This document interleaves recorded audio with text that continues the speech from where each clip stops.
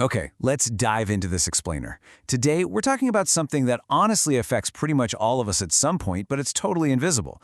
We're going to look at the really subtle, kind of silent signs of living on autopilot and how we can actually transition out of this unconscious existence and into a life of genuine, conscious presence.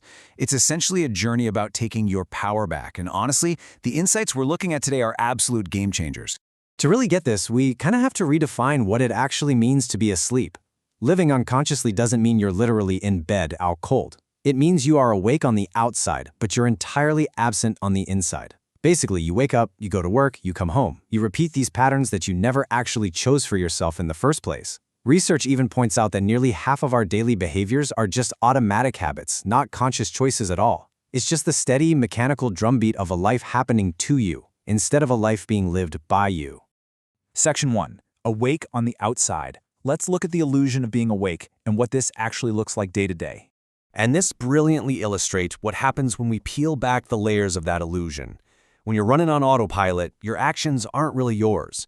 You find yourself fiercely defending beliefs you literally never took the time to examine. You spend years, maybe decades, chasing these programmed goals.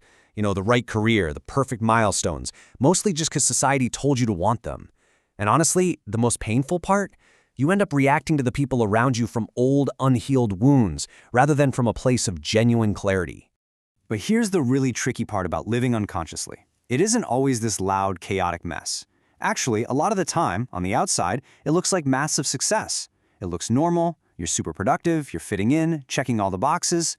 But beneath that shiny, put-together exterior, it just feels numb. It feels completely empty.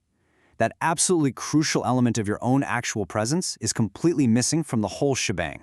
Section 2. Trauma and the false self.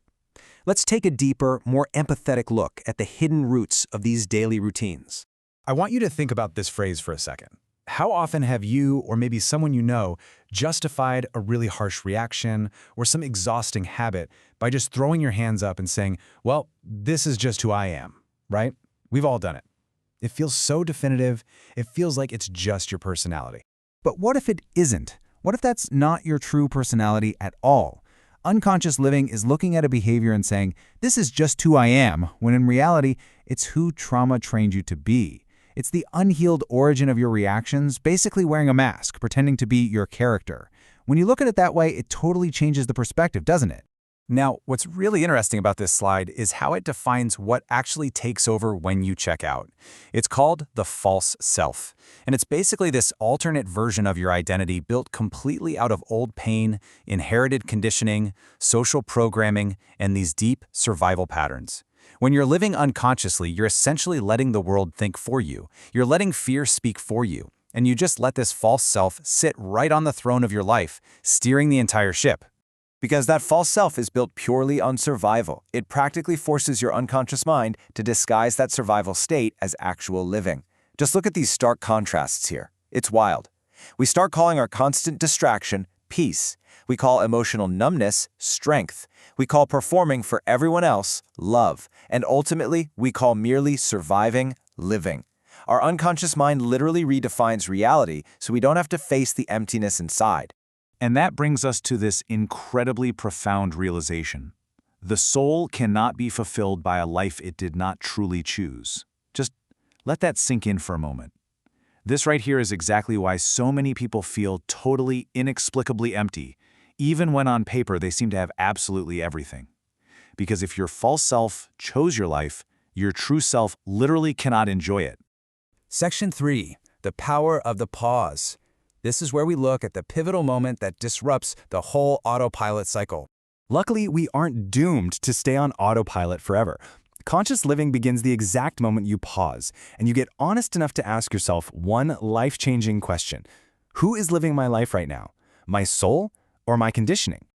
That single question changes absolutely everything. Why? Because consciousness begins when observation begins. The very second you step back and witness your patterns, instead of just blindly obeying them, you instantly start to reclaim your power. You're no longer the program. You become the observer of the program. Section 4. Returning to your soul. Let's move to and see how this builds into the practical solution of stepping into conscious presence. So how do we actually build this into our everyday lives? This is your path back to yourself. First, you pause. Then, you notice your patterns. You question those underlying motives and fears. You actually feel your emotions instead of just running away from them. And finally, you align your choices with your true self. See, living consciously isn't about becoming some perfect optimized machine. It's about stopping the machine altogether so you can actually become a present soul. So the crucial point is that this major shift happens in tiny, everyday moments, like with your emotions. The unconscious reaction is to run, but the conscious choice is to actually feel them.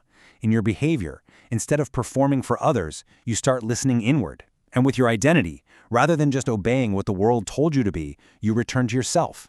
You start to remember who you were before the world told you who to be. We really have to remember that most people aren't suffering because life has abandoned them. They're suffering because they have abandoned themselves. The real tragedy of unconscious living isn't just the pain it brings. It's the loss of the sacred, the loss of your inner truth. It is the totally heartbreaking loss of direct contact with your very own being. But hey, here is the beautiful, truly empowering truth that I really want you to take away from this explainer today. The very moment you realize you've been living unconsciously, you are no longer fully trapped in it. Awareness is literally the doorway out. Presence is the medicine that heals that false self. And truth is the return to who you really are. You were not born to just blindly react to life on autopilot. You were born to meet it fully awake. So I'm going to leave you with this final question to carry with you. Are you ready to stop surviving and start truly living?